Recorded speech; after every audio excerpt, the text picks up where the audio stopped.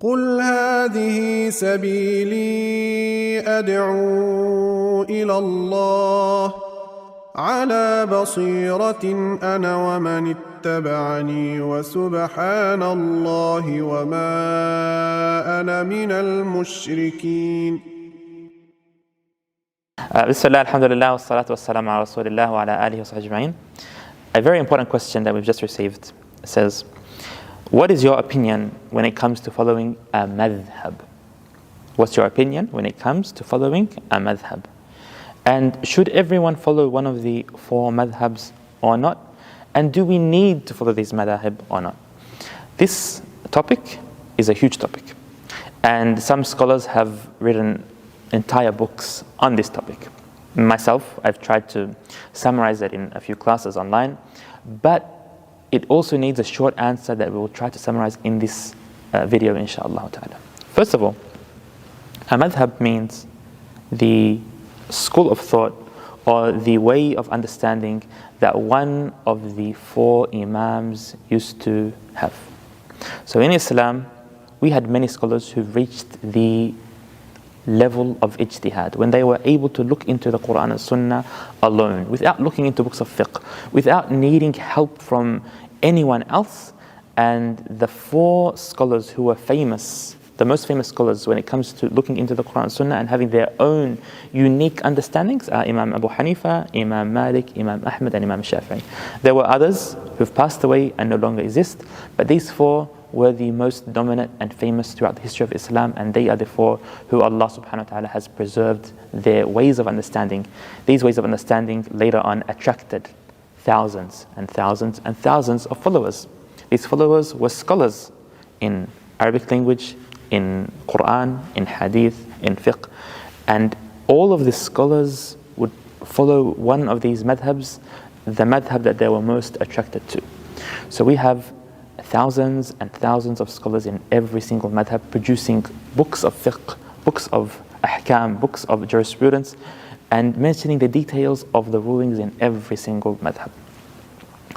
It is the norm, and it has been the norm throughout history, that a Muslim falls under one of these four madhabs and follows it.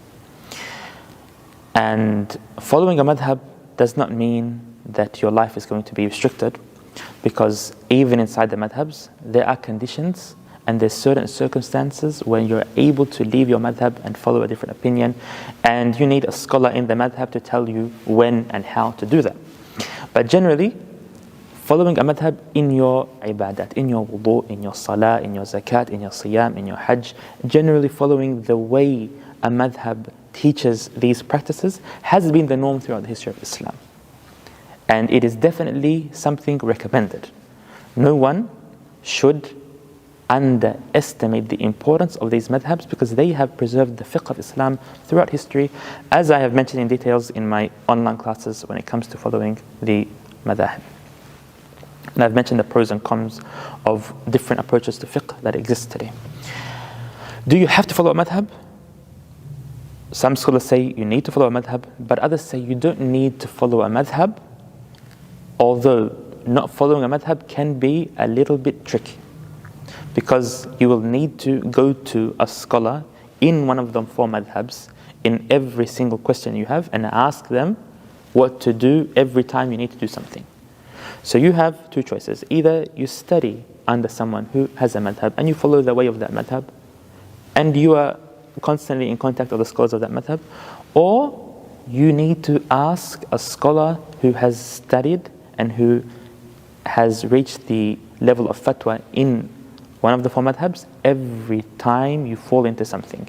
But you can't not follow a madhab, nor take from scholars who follow a madhab and just make up your own fiqh and start to do the wudu the way you're used to doing it, the way you learned at school, the way your family used to make wudu. That is not permissible at all. So it's more practical to follow a madhab. It's more practical to generally understand the madhab, to understand how to worship Allah subhanahu wa ta'ala.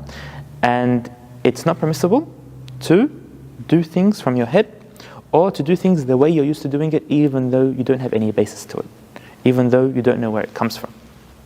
So my advice to every Muslim is to, number one, respect the madhahib, to encourage people who want to learn Islam to learn their fiqh through a madhab, to respect other madhabs. Once you follow one madhab, you don't disrespect the other madhabs, and we believe that all madahib are correct.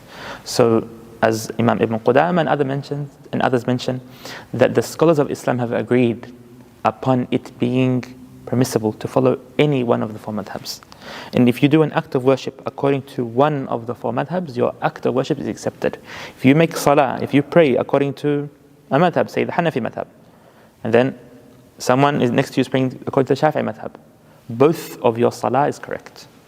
And none of you need to repeat your salah. Even if you were to change your madhab later on, you don't need to repeat those salawat. Why? Because you've done what Allah subhanahu wa ta'ala asks you to do, and that is your ibadah done to perfection, inshallah ta'ala. And the fourth advice I give is for every Muslim to understand and to know how to do the actions of worship that they face every day in their life. It's haram not to know how to pray, not to know how to make wudu, not to know how to purify yourself from the bathroom. And every time you approach a different stage in your life and you need to do an action, you need to know the rulings of that action.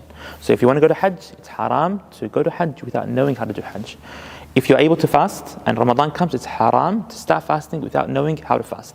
So we need to be aware of the general rulings of Islam, rulings of our actions, and of course the easiest way is to study or to follow or to connect with scholars who have studied under these huge schools of thought that are very fruitful and produced these scholars of Islam throughout history. Wallahu ta'ala a'lam. Wa sallallahu ala sayyidina Muhammad wa ala alihi wa sahbihi ajma'in.